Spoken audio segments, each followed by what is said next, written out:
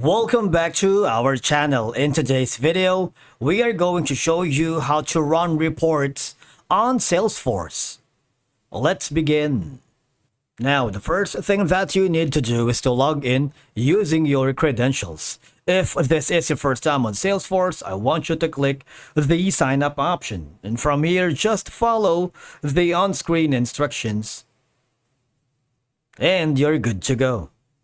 Running reports on Salesforce is a straightforward process, but the exact steps can depend on your permissions, the version of Salesforce you are using, and of course, the type of report you're trying to generate.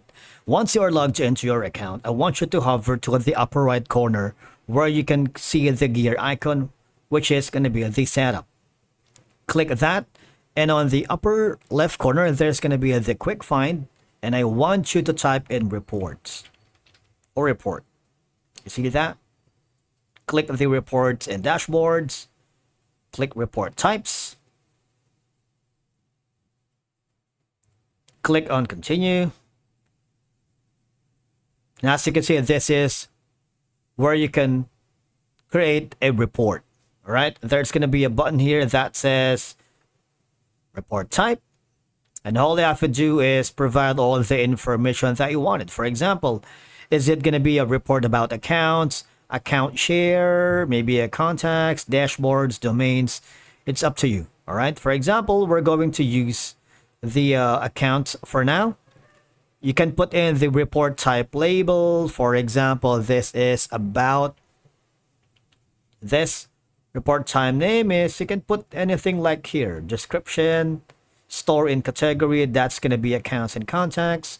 And you have two more options at the bottom. You can have the deployment and the in development. Once you're happy with that, all I have to do is click on next and click on save.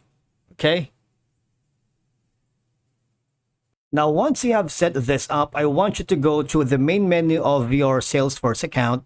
And from here, there's going to be home, leads, accounts, contacts, opportunities, calendar, forecast, dashboards, and of course, the report. Okay, so earlier we went here on the setup. Now I want you to go to the main menu page earlier. And from the report, since we have set up the reporting type, you can now click on this section reports. And of course, we can create a new report. All right. So all of these settings will be dependent on how you want to work with it. See, we have created something here earlier. Now, you have multiple options here. You can have an account and contacts like earlier what we did. You see, this is the report type that we have created earlier. If you want this, click on this one. And all you have to do is click on this option that here that says start report, and you would be forwarded to another page. All right.